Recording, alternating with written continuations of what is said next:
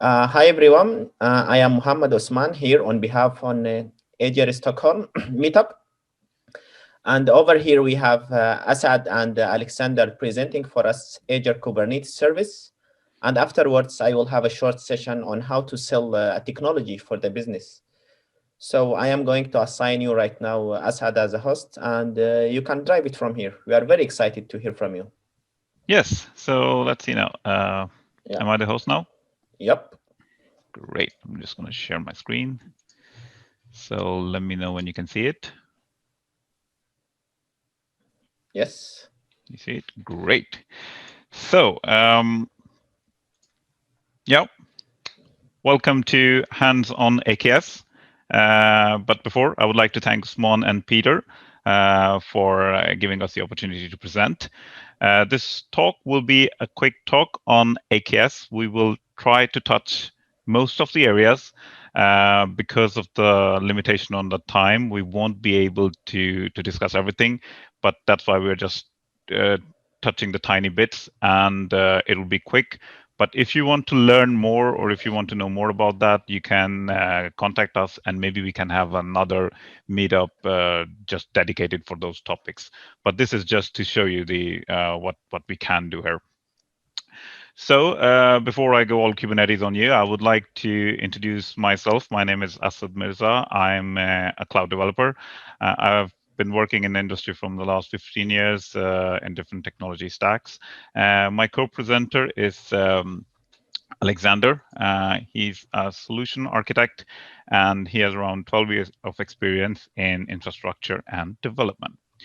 So today's talk will be divided into three main parts. The first part is around orchestration. So here I'm just going to describe a bit about the idea of orchestration that is the driving force of Kubernetes.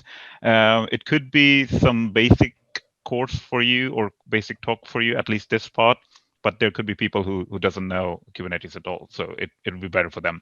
Then I'm going to talk about the AKS and Kubernetes architecture, just briefly touching them, a super like aerial view. And lastly, we will have a demo where we will spend more time. We will see some managed operations that we can do, and the demo will be divided between myself and Alexander. And in the end, we can say that you're a certified rookie. So moving on. So let's first see the orchestration concept. Actually, I've attended long ago a lecture from Nigel, and he gave a very good case study in explaining what orchestration is, which helped me quite a lot. So I'm going to do the same. Imagine there's like a football field where you have teams divided on the field, and there are players playing around. These players are positioned in a way based on their skill set and layout. And forgive me if I don't know the football rules, but I'm just trying to give the idea there. And these players are actually based on their skills. They are positioned on the fields, and then you have coach or a captain, whoever that is, that actually mandates the team.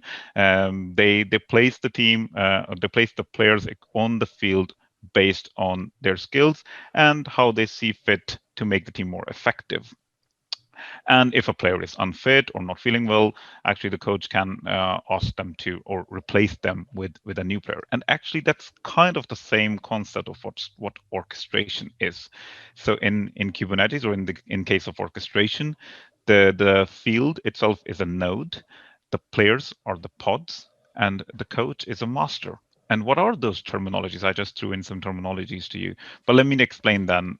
Explain those in the later slides. Just understand the concept of orchestration here.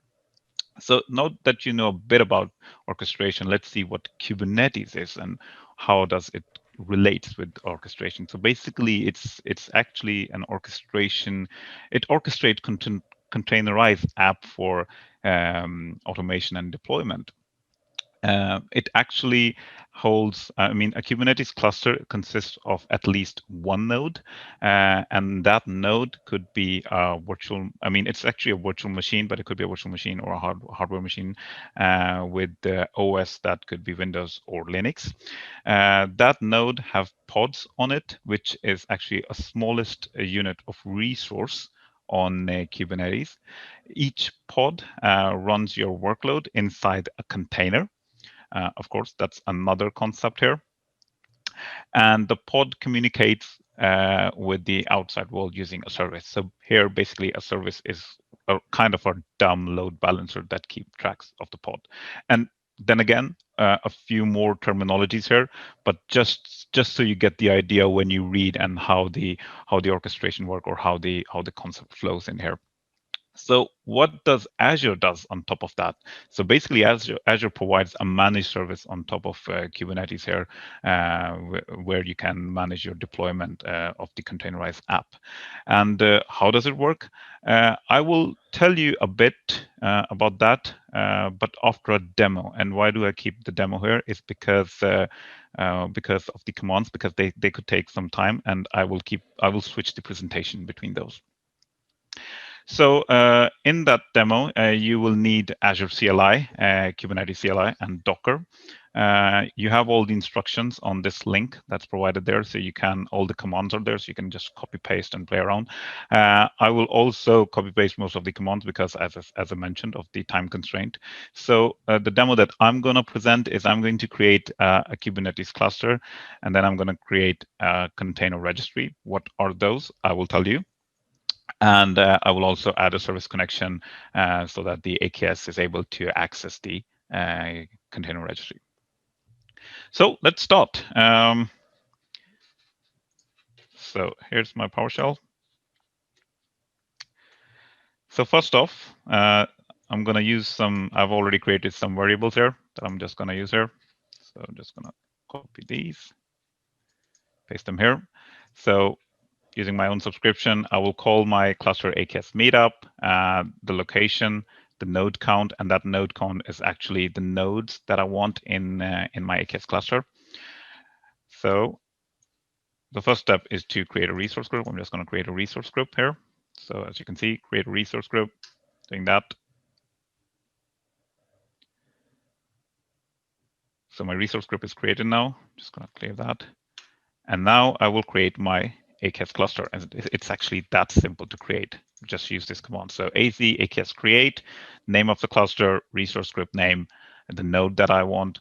In this case, it's 1, and then it's going to generate the SSH keys. And this command will actually take around 4 minutes. So I'm just going to execute that. So now it started, and yeah.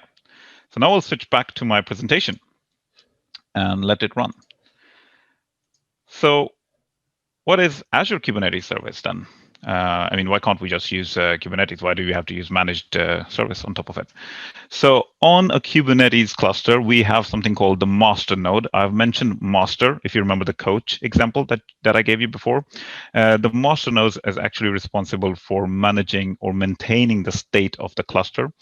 So in case of Azure, actually, Azure manages that. So Azure give a managed service on top of that master node or control plane. And that's actually the AKS, or the whole cluster. You can, I mean, it's up to this point, it's free, but you can't host your workload on the master node.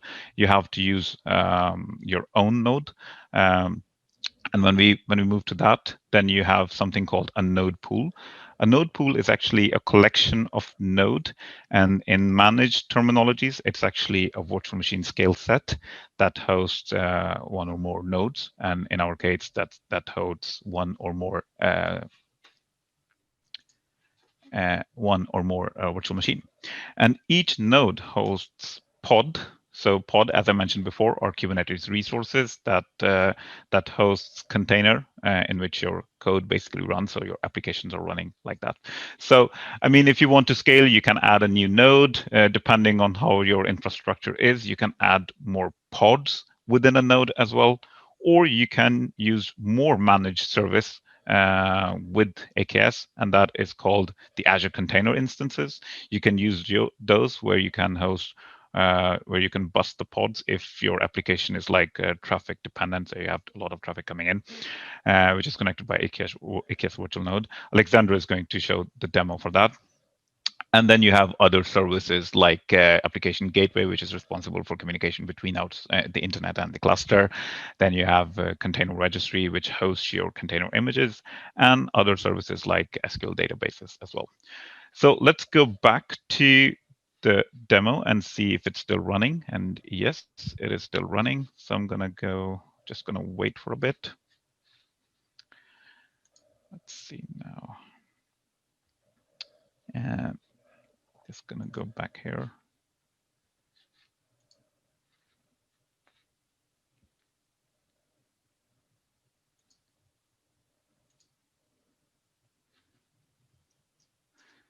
So going to tell you a bit more about the pod. So in a pod, you can have one or more containers running.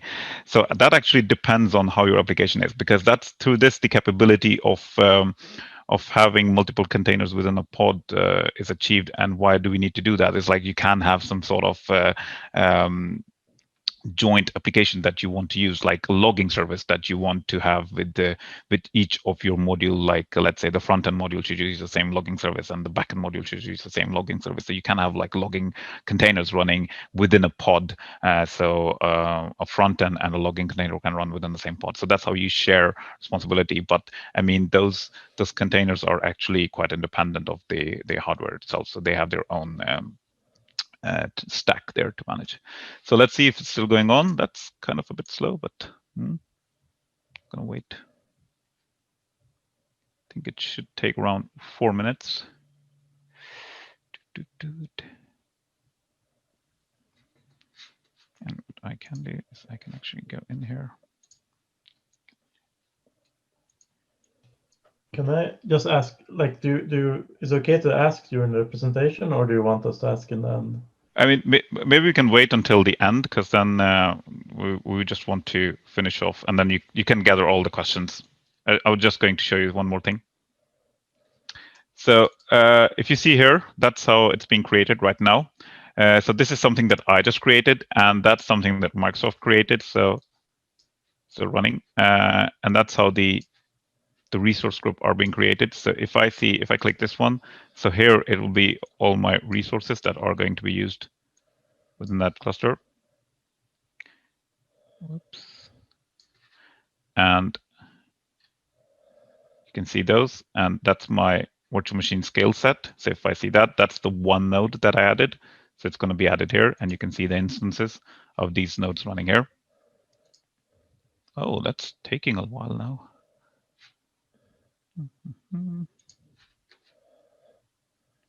Actually, I've been adding it quite a lot, so yeah, so that's done. Okay, did I added it again? Okay, bad request. Okay, so let's continue. So now that is done, I'm going to add Azure Container Registry. If you see here, just creating ACR create, the name, resource group, and scope.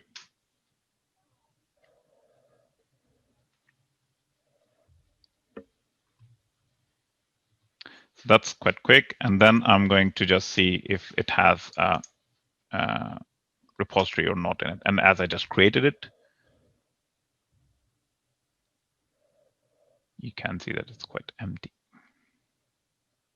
It seems like there's a huge load here. Can't even query that. Come on.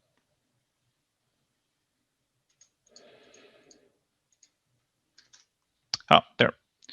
So it's empty.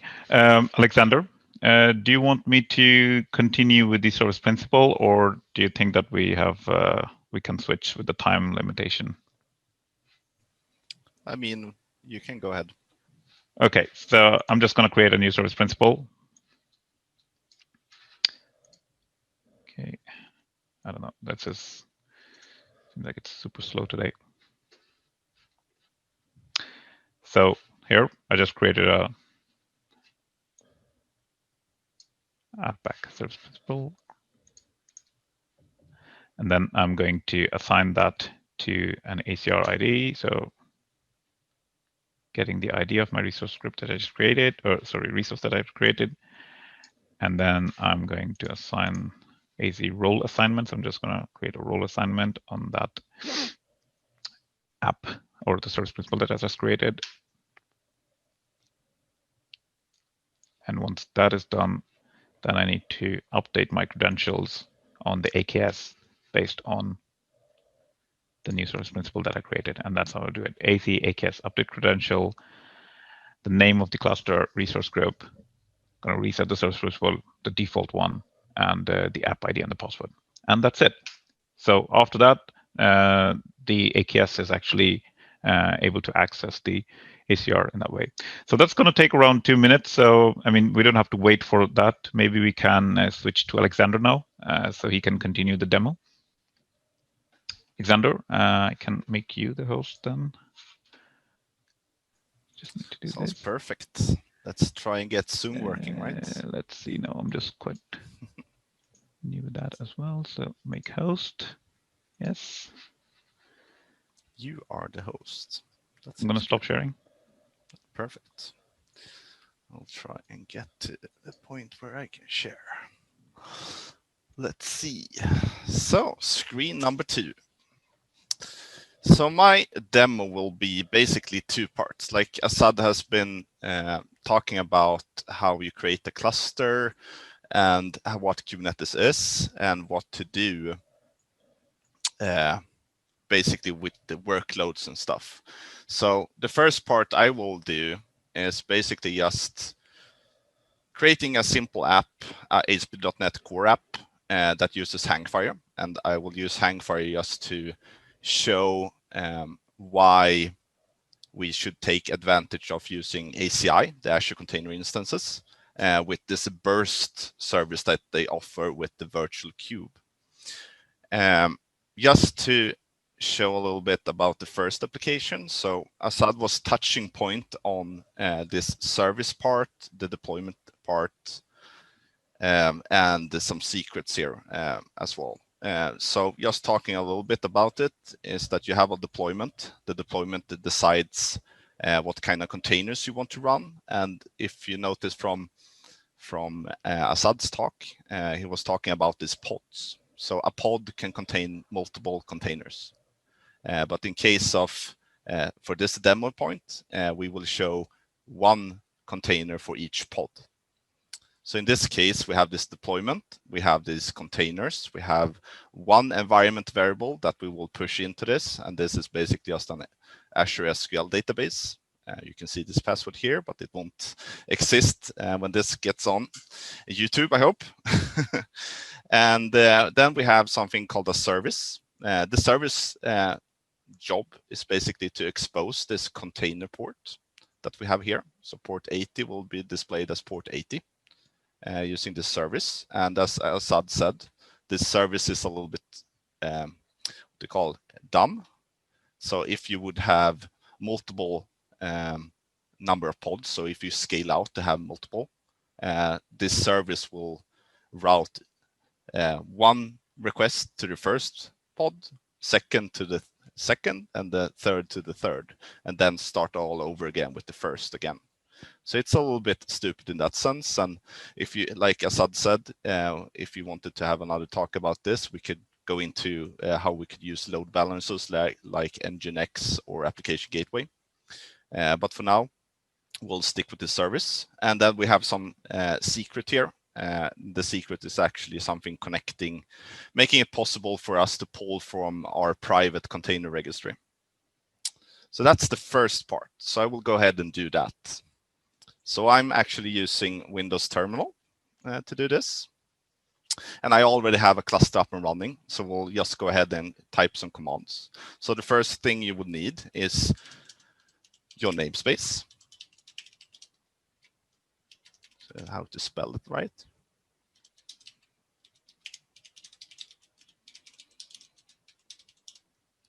So I will call it Hangfire Demo 1.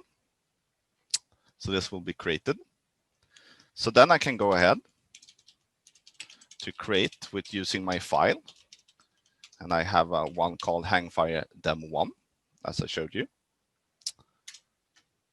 I will just issue this command. And as you can see, the deployment was created, the service were created, and this main secret that I call it is the secret to the private container registry. So basically with this, you can do, first of all, this is now exposed with port 80, and we of course want to be able to access it. We actually, when we typed in this service here, okay, I'll show you real quick. We have the attribute of load balancer. So this will bind a public IP address directly to this service. So by doing kubectl get service, then we need to specify the namespace, otherwise we will get the default one. Sorry, need to spell it right. You will see that we actually got an IP address here. So just copying this one, going to the browser. Oops, I'm not supposed to be. Open a new one, and then just navigate to this IP that we got. And you can see here is our application. So showing that we have Hangfire. No, sorry. You just type Hangfire. Ah, sorry. Good there, Asad. Yeah. Usually I always bind it to Hangfire dashboard, but yeah, in this case it was not. So you can see here, now we have one pod running, one container running, and they are connected to this database. So looking at the infrastructure here, we can go in as Asad showed you. My AKS cluster is called Hangfire Demo, and it's in West Europe. We have the resource group of the Kubernetes cluster itself. And of course, we have the Kubernetes cluster here as well. So I just wanted to show you that in my cluster, I have one node pool. This might be a little slow sometimes. I don't know. Maybe the US people are back from holidays now and need to catch up. So it's a bit slow. So you can see that I'm using a standard B2S machine. So that's a quite a small one. I use that for demo purposes. But imagine that you get into the position that you have this web running and you notice suddenly that, oh, Hangfire is starting to get slow. It starts to queue up, right? So we get into a position that, okay, we really don't need to scale the web, but we need to scale the Hangfire workers, right? So in the second part here with the Hangfire Demo 2, I actually will utilize Microsoft Virtual Cube that will basically issue commands directly to Azure container instances. So by just changing, this cluster is set up with the virtual kubelet, and I can show you guys later how to set it up, but basically it's just adding an add-on with the Azure commands or using it when you create the cluster itself from the portal. But the change between these two is basically I remove the service because we don't need any routing for Hangfire to work. We only need to change this little part here in this one, where we specify the node selector to be an agent, to be a Linux, and the type of a virtual kubelet. We also need to add this toleration that this key is provided, otherwise it won't work. So just going back to this command. So first off, we need to create the namespace again for this second part of the demo. We do kubectl create -f, take the other Hangfire file I had, that YAML file, and hit create. So what will happen now, looking at our web here, we could see in this resource group where we have the AKS that it starts to add an IP address from the beginning, and you will soon see when it starts spinning up. This might take a while, depending on how the workload is in Azure, but usually it's pretty quick. So to look at it, you could always do kubectl get pods, list the namespace, Hangfire Demo 2 in this case. You can see that we are waiting for this one to be created. This might take a little while, but you will start seeing this show up here pretty soon. And in the Hangfire of things, we will have, yeah, you can see there's suddenly a second node here. So looking here again, you can see that now it's created. Looking in on the pods here, you can see now it's running. So like that, we now have a pod that aren't actually running on a node that we control, rather than having a node that Microsoft control and maintain. So in this case, when you get to this point, you can do a scale command, fire app web, and say that, well, for example, we need 50 Hangfire workers to be able to cope with this load that we're getting. So in this case, you can start looking at the pods that are going to get here. So you can see they are impending and creating. So suddenly we are starting to get a lot of nodes. So looking here, we will soon see all the service join. And you can always look in here as well to start seeing them coming up, right? So in this case, this is what this is great for, because now you can burst out with your application. And as you can see, this is taken from a private container registry and is spinning up using their container instances in this case. So by doing small things, as you've seen, that if you already have a pod and container up and running, there's just a little bit of change, and then suddenly you can start using the ACI. And as you can see here, they start to join. Might be a little bit slow now because we don't have the fastest SQL database in the world. But as you can see, they are joining here. So now you will be getting more and more in containers like this, up to 50 in this case. And imagine that you have this big queue here now, that it's processing jobs like crazy. And then you start to getting fewer and fewer, and you see that, oh, the peak is over. Yeah, then you can just go ahead and simply just issue the commands. And of course, all of this can be automated, right? You can do this by auto-scaling. You can control it by looking at different parts of the application itself. You can create something yourself that will trigger this and make it available like this, and just scale instead of having me scaling it manually here. But as easily as you created this, you can also scale it down and say that, yeah, but now I don't need anymore. And as easy as that, they will start draining in this case as well and going away. So you can see that this can be very, very useful for example, bursting them. But of course, in this case, you could build your whole architecture doing this and just make it so that all of the things will be working in sequence, and you can build this whole dynamic structure with scaling up and scaling down, and not really thinking of, oh, I need to maintain my original nodes, I need to apply updates, I need to do things like this. In this case, Microsoft will solve all those issues for you. So I don't know, Asad, do we have anything more? Not really. Maybe we have a few minutes, so now we can maybe take questions if there are any. I think we have like 5 minutes left or something. Yeah, maybe. It's really, really hard to do this kind of talk so quickly. Yeah. With these kind of heavy topics. So I hope someone got something out of this. Thank you very much for the informative session. From your experience, like comparing this to the on-prem Kubernetes, how much overhead and administration it saves, like for people to feel it, what value it adds?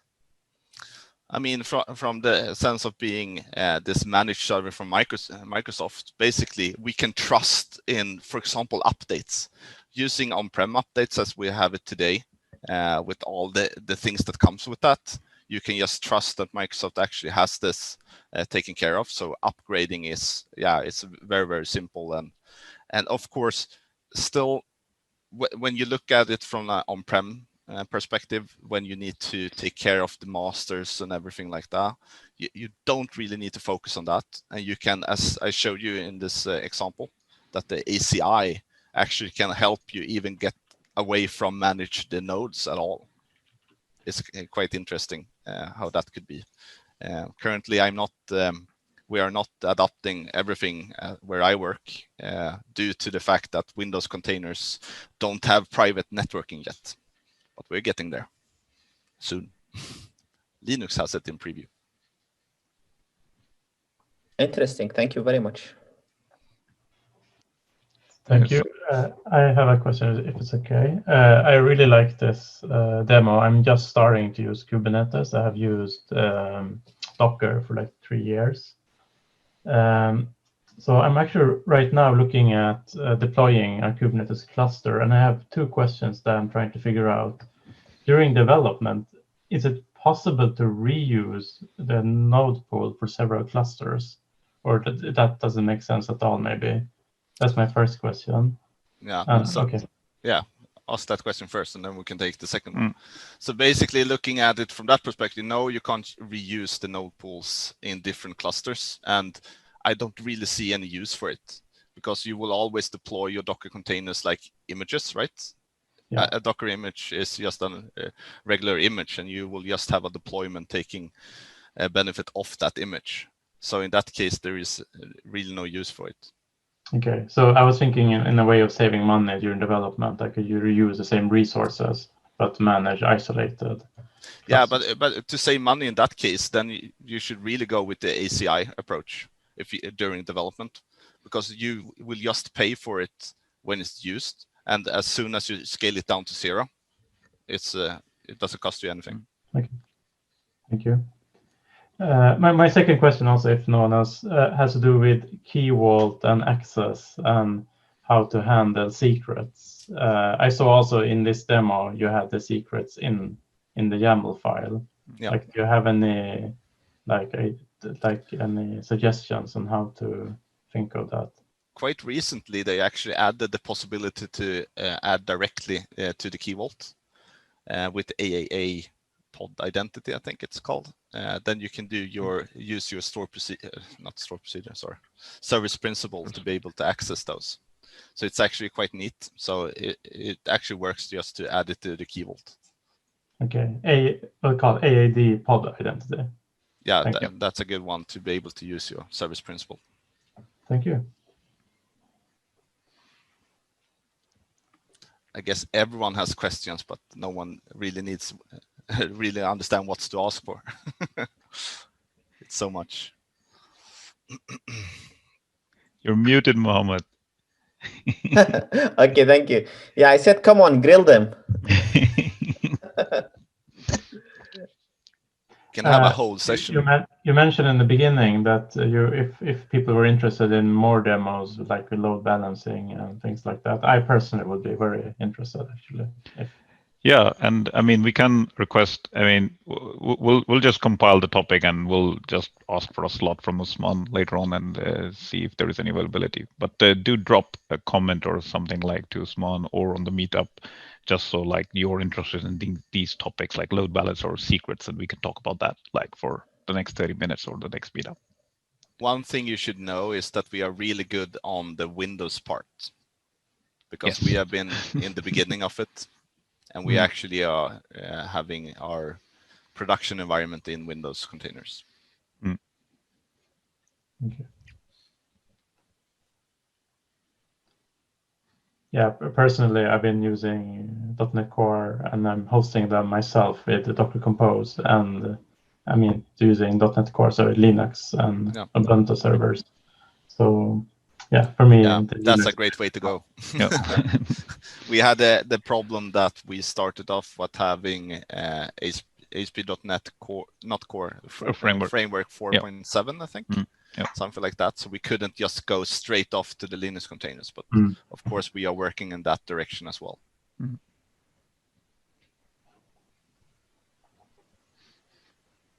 Okay,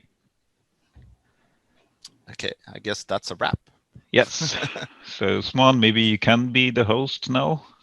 Yes, thank you very much. So Alexander, you can ping him. I have no idea how to do that. Just right click on his picture, make host. Yeah, I did that. I thought I did that, but make host like that. Thank you very much. Great. Asad and Alexander for this interesting session on AKS. In the second session, I'm gonna present something that's different this time. So we're gonna speak a little bit about soft skills. And actually, I am a big fan of soft skills for software developers because I believe that this profession, working with the computers 8 hours a day, if you are lucky, it kills our soft skills and it kills our ability to communicate and many other aspects. So it would be really good if we have some knowledge sharing in that area. So I came up with some small session, and I actually titled that session Selling Quality Concerns or Selling Technology to Business, whatever you like to call it. And I'm gonna start sharing my screen and we can dive directly into that. Need to click on advanced sharing options. So, oops. I'm missing a little bit up. Yeah, so I hope that now you can see my screen. I have MindMaster, so I am running it in a slightly different way. It's a mind map tool. So do you see my screen, guys? Yes, we can. Okay, that's perfect. So welcome everyone. My name is Muhammad Osman, and in this session, as we discussed, we're gonna speak about selling quality concerns. And the agenda in this presentation, firstly, we're gonna speak about why we need to know about this, right? Why this is important for us as software developers or software architects or people working in technology in general. And then an important topic to set a context for us and understand where each of us, and here I mean we technical people versus business people are sitting, how our perspectives differ. In the third part, we're going to define those quality concerns, or also we call them in software engineering word the non-functional requirements. And then we're going to see actually how can we sell those non-functional requirements and convince the business actually adopt that and set a budget and required resources. After that, I'm going to share a few tips based on my experience on how you can do that, on how to influence the business. And we're going to wrap up with some useful resources and Q&A. Okay? So let's jump. So I am Muhammad Osman. I am a software developer / architect working in BWC Sweden. So I'm working mainly with Azure technologies. As well, I have a big interest in data science, in machine learning. I have published a couple of courses in Pluralsight in that, so feel free to check my Pluralsight profile. And in my free time, I blog as well. So the main target audience for this topic is, of course, developers and technical people. And the main reason why we need to discuss this is actually, number one, we developers have continuous complaints, right? I wanted to adopt this technology, but the project manager says, no, we don't have a time for that. Or I want to do X, but the client doesn't believe that this is really important. And your gut feeling really thinks this is something is good and useful to the business. But the problem comes that to the communication language or how you convey this information to the other side to convince them to adopt that. I believe every one of us have been at that stage at some time. Sometimes your proposal gets accepted, sometimes it gets rejected.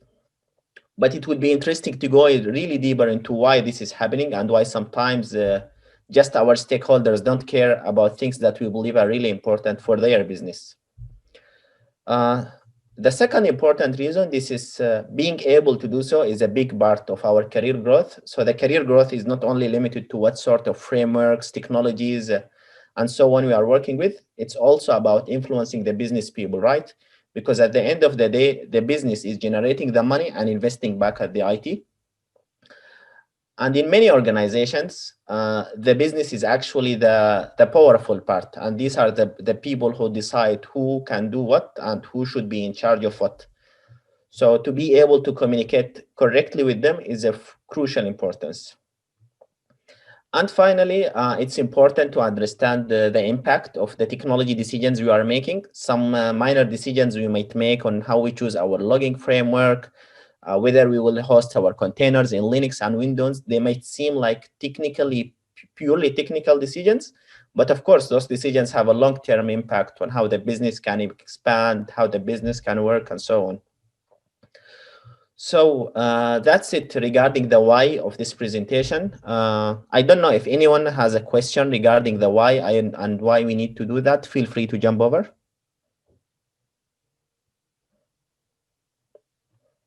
Okay, good. I will take this as it's clear.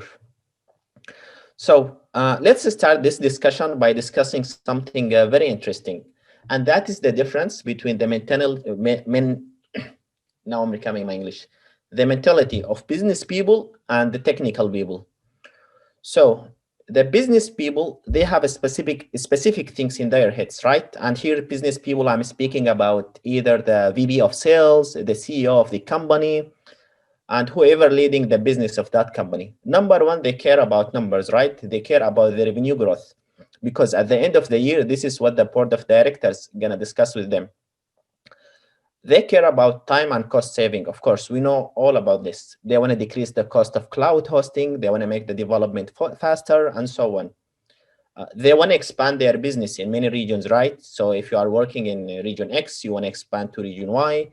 If you are working in Europe, maybe you want to expand in the Middle East. If you are working only in Sweden, you want to expand in Scandinavia. This is a type of discussion that's interesting for the business. They care about compliance, especially if these customers working in sensitive areas like health, like banking, like auditing, right? Because if they break this part, the auditors will hit them. They care about their customer satisfaction. They want to get a good reviews. They want to get a good customer sentiment. And finally, as well, they care about brand awareness, how people perceive their company, how their company looks like in the market, and so on. So all these type of aspects are really, really important for the business. And this is what they are putting their KPIs, they are improving their business around. However, when it comes to us, technology people, we have a totally different world, right? We speak about the latest technology. Have you seen this Blazor front-end framework? Have you seen these new features released from Microsoft Azure? Have you seen the GraphQL, how it's work better than regular REST APIs? Yeah, I prefer non-relational versus relational database. I mean, we speak in a totally different island. And we feel, yeah, this technology is really cool to work with. This technology have a nice APIs and so on. So the type of discussions we have are deeply technology concerned. And the business people discussions are highly business concerned. And here comes the problem that both of us are in a totally different islands. And in many cases, we have a really good technology solutions. But since we are not using the right words and not touching the right nerves in the business people, we fail to convince them on adopting those technologies, okay? Let's go one step further and see actually what sort of technologies or what sort of changes I'm speaking about, we care about as a technical people. And by the way, are there any questions about the differences between business mentality and developer mentality? No, looks good. Okay, let's proceed. So usually when we are speaking about quality concerns, so we are speaking about extensibility, right? You have your software application that is monolith. You are interested to rewrite that into microservices. You believe that it will be more extendable. It will work much better. Your application is having like a really bad code. You wanna decouple it, use better design patterns, and so on. Maybe your service is based on a single in a single hosted server. You want to move that to AKS as a Kubernetes cluster, so that will make your service more resilient, more available if one service fails. So that looks really cool. You want to implement a new unit testing framework. You want to work, for example, with XUnit. You want to write some unit tests and so on, so to make your application more testable. Yeah, you want to speak also as well about scalability, and that more or less goes with the availability at the same time. You want to make sure that you can take in more requests and so on. So all these types of LTs, you know, I'm quite sure you can come with a big extensive list of those LTs. But these are the concerns that we usually developers have technologies can address. but we can't actually convince the business to take the action and, sort of set the budget to do that. So, and that's the interesting part we're going to discuss. How you can convince the business with some tangible examples, either they are fictitious from my experience or my readings. The most important thing are relevant. And we see how we can apply that, actually, those tricks with our business people, right? So let's discuss one of the first important aspects, right? Let's say that you are maintaining a legacy application. That application is really, really slow. It's horrible. You feel that, you know what, actually, if I rewrite this part of the code that using an ugly code, I write it to use a better data structure, to make it use hash map or dictionary instead of using regular arrays, all these deeply technical things, it will be much better, right? The code will be faster, it will be readable, and so on. But when you sell that to the business person, don't tell him that, right? Don't tell him that I'm looking to reduce the ON square of this code to O of 1, right? This is a totally different language, and he will look at you like this, huh? What are you speaking about? But you can use a different language with him. Okay, you know what? I'm looking at how our users are using the application, and I am seeing that we are having a less conversion rate because the response time or the user experience of our application is bad. It takes around 4 seconds to load the main page. There is a good change I can implement, and I need for that 3 weeks. That will reduce that actually to 1 second. And you know what? Research, and this is actually by research, says that if your page loads in more than 3 seconds, around 70 to 80% of the users will just go away. So you can tell him that, okay, it's just only 3 weeks effort that will actually increase your users' conversion. And automatically, will be the aha moment for the business person, right? Because he knows that more users to my application means more traffic, and most likely means more revenue if you are having some sort of paid service and so on. When it comes to availability, if you are running also an important service, say, I don't know, let's assume the bank ID. And for those of you who are not living in Sweden, bank ID, it's a sort of authentication service that's used by Sweden centrally to authenticate you against different entities, either private or governmental entities. And this service, I can imagine that it's very, very crucial to have a very high availability. So rather than coming to the business person, tell them, you know what, actually, we want to implement this Azure Kubernetes cluster. It's a really fun, interesting technology. It's the latest thing released from Microsoft. It has many features. It supports Windows and Linux containers and so on, right? They are not interested at all at that discussion. They are interested in what affects them. For example, you can say that, okay, you know what? Do you remember last year when we had an incident and one of our servers was down, and actually it's 2 hours down? We got many customer complaints. The media wrote about us just because this service is not available. Right now, if you use this Azure Kubernetes service, actually we'll have more reliability. If one of our services is not working, the other one will automatically take over. It will just work like a magic. However, it requires X amount of money investment from you. But look at it, the risk of having your service down, say for 10 hours every year, and like the brand damage and all those types of business damage that happen versus the investment that you're gonna do. And actually it makes sense, right? So they will say, aha, actually that's totally reasonable. We're gonna invest into that. Go ahead, guys. Another part is data stability. I'm gonna try to skip some of them because I believe the main idea is there. But yeah, I want to share more just to give more context. So let's say that you have a specific part of your application that's running a very sensitive logic. So let's say that you are running an invoicing application. Okay, invoicing applications are very important. And usually you have a complicated invoicing engines with a very complicated rules and so on. And a single mistake there can cause a big problem, right? You can do a single mistake, say, in rounding some numbers, and those rounded numbers can be multiplied by some factors. And in practice, that ends up with a big financial loss because you are not invoicing the right amount. And you are doing lots of change in that engine, right? So the probability that it breaks is high since many people are putting their hands over there and so on. But you believe that if you write a well-tailored unit tests, you can actually protect against these regression cases. And you can just, with every change, run the unit tests, make sure everything is green, green, green, green, looks fine, and then you will be confident. Of course, writing unit tests needs some time, right? Especially if you don't have any, maybe 1 month, 1 week and so.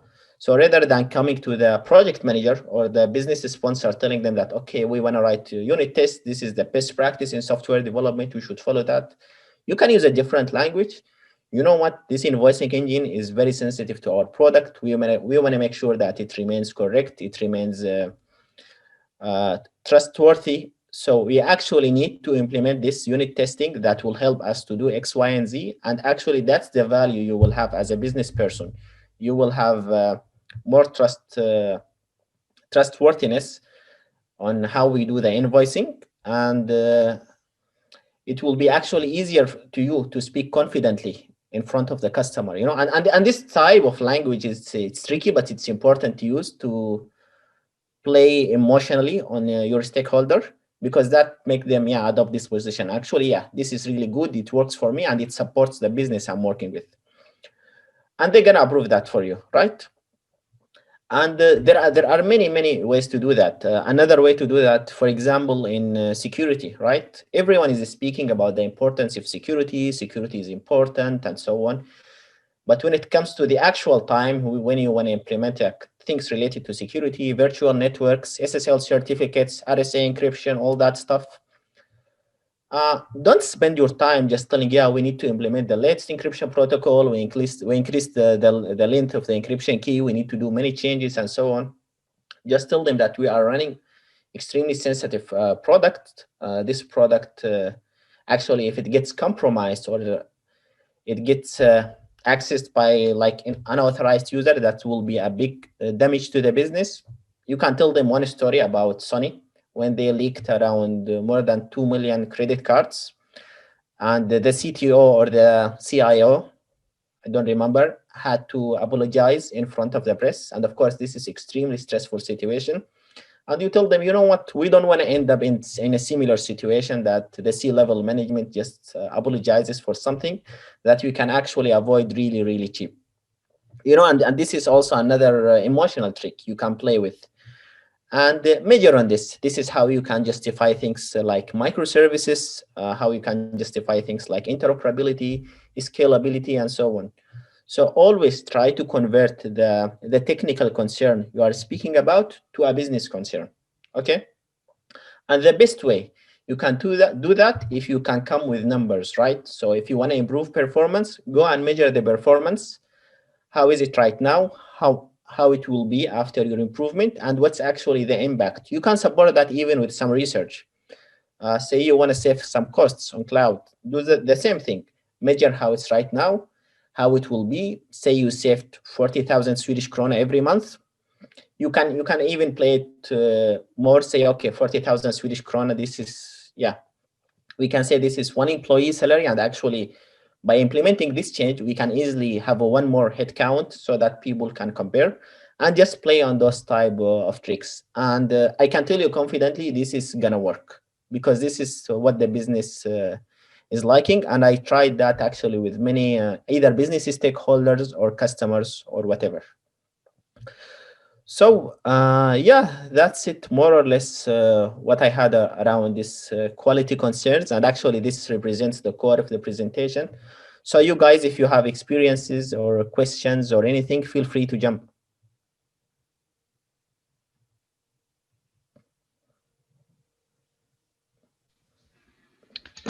Really good presentation, Osman. I think you pinpointed some key areas there, and I agree with you. I think it's really insightful, and those are the techniques which we can use to tame the bosses. Exactly. Yeah, this is the language the business understands, right? Yeah, exactly. Yeah, exactly. I mean, we can always talk about like refactoring, and we always see like improvements. Okay, this is something that we can refactor, or I mean, we have even stuff where we want to do more and more, even without the initial, like in the initial stories, to do like, okay, we should do that for future development, and always have these type of modules or building blocks ready for the future work. But I mean, from the boss's point of view, they want to get like, oh, let's deliver smaller things at a time. So it's always this battle of words going on between the developers and the management or the stakeholders. But yeah, I agree with you. I think these are really good points to which we can persuade them. Yeah. Yeah. You have some comment as well, if you can check. Okay. Let me check. That's in the chat, right? I think for agility, you can also use like DevOps or automated pipelines, right? Mm-hmm. Yes. Because a lot of stakeholders, they do not understand what is pipeline, or what they will gain from, like, from business point of view, if you develop a pipeline, like automated pipeline to deploy a software. So this one you can actually put it into the agility section, if I understand it correctly. Yeah, exactly. That's microservices is one example, but what you mentioned is actually perfectly fine. In that case, for example, you can calculate how much time it takes to deploy and build things manually, right? Say it takes actually 3 to 4 hours with a probability of doing mistake, since this is manual. But if we automate that through some pipelines and so on, it's just only 10 minutes and it's a reliable deployment. And if you want to take that like further, you can calculate how many times you deploy per month. And then you say, okay, I deploy 5 times, and then 5 times 4, this is 20 hours.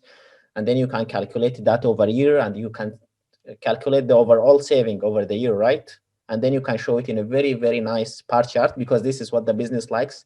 They like bar charts and pie charts and so on, and show them after and before, and they will see that big gap. They say, yeah, that's good. Go ahead. Yeah, very, very interesting point. Yeah. I think you can also discuss like the high performing teams, like they also use these type of techniques, and how it impacts the, for example, employment retention, employee happiness, and then how do you, if employee is happy, then you will be more productive, then you can actually write more code, you can deploy better, like come up with better ideas, and then eventually everything turns into ROI. Exactly. And that would increase the trustworthiness with the business, right? Because it means we can speak their language. We are no longer in isolated island. Thank you very much. Yeah. So yeah, I can just share some final tips. I think been touching upon them. So the first one is try to have a pragmatic view in software architecture. I know that like when reading courses and books on design patterns and software architecture, you have that very long comprehensive lists of your software should be like this, your software should be like this. It should be scalable, it should be configurable, it should be testable, it should be. But that's in the utopian world, right? Then you have the practical world. If you have an application that's not very strategic for your organization, say that you have some application that's used by few users, it just does some file conversions, right? Do you really care to do some logging on that application? That, I mean, if the whole application is crashing, the users can find their way around. So maybe that application does not worth that investment. But if you have more strategic, more important, and most likely revenue generating application, yeah, of course, you need to invest more and try to convince the business more. And this is also important for us as developers to reflect on what we request from the business, because in many times, personally, I have witnessed the developers complaining from the business, oh, they are rejecting our suggestion, this is not good, and so on. But like when you take an honest and sincere discussion with the developer, you find out actually their suggestion doesn't make sense to the business. And in many cases, the business they have been right in rejecting that. And the problem is that developer didn't have the right perspective in mind. So you need to think about how this product, to what extent it's important to the business, does it really worth it or not? And not all scenarios fit these best practices we read about. Yes, try to use also tools that help you with measurement, with things like technical depth, with the performance. so that you can come up with numbers, right? And whenever you have things in the numbers, people cannot argue numbers, right? No one can argue that 2 is not 2 is smaller than 1. No one will say that. But if you start discussing about things subjectively, but yeah, this is better, but it's not better, and so on, you will open the door like for endless discussions. So try to do your homework, do your research, come back with the numbers, show them to the business. If it's in numbers, no one can discuss it. And also it shows your professionalism. Finally, I want to conclude with some useful resources. There is a really nice guy called Mark Richards. He is from the other school. He is from Java, but he has a very good website. It's called Developer to Architect, and where he shares like short videos on tips and tricks to developers who want to become architects. And one topic he has, I believe it's called translating quality attributes or something like this. It discusses similar things. Another good Pluralsight course, it's called Making the Business Case for Best Practices. So many of the ideas I discussed here are actually inspired from this course. So I would recommend you looking over there. And here we come to the end of this presentation. So if you guys have any question around this topic or any just follow-up discussions and so on, feel free to jump. I believe all of us like either facing or face this at some point in our career. Yeah, I think I really like the the data-driven kind of what do you call it, argument with the business people. Like show them the numbers. Like don't just discuss subjective or like wish list. Don't give them that. I think I really liked your point there in final tips. Also, there is a very interesting concept called decision latency. So when you do not include numbers or when you do not include concrete examples, what happens? Your decision from the business people will be delayed. So when you have a delayed decision, your value of your like request or ask reduces Argument, with time yeah. very quickly, actually very quickly. So it's a very, very valid, it's a very interesting read. You should read about decision latency problem as well. Sounds very interesting, actually. And I mean, we all like when we see the value in, let's say, refactoring or adding tests or whatever. I mean, we already have that. We already know the value in the back of our head. It's just to add a different perspective on that value, just to show a different person. I mean, we followed these IDI profiles where we kind of profile an organization if many of the companies do follow them. So depending on what type of person is it, I mean, you can always start your argument by giving some positives, even with the numbers. Just give them some positives, like you're an architect, you know more than me, or you know better than me. Like this is something that we should have or must have, or it could benefit the product. And these are also some really useful tips that could push your argument. Yes. Yeah, thanks. Great talk, Usman. Yeah, thank you very much. So yeah, if there are no further questions, I would like to thank our presenters, Asad and Alexander, and the participants, and thank you for your time on behalf of Stockholm Azure Meetup. Thank and you. Yeah, see you in future sessions, and our next session should be in December or January. It depends on how it goes with the vacations and so on. Great. So yeah, thank you very much. Thank you, guys.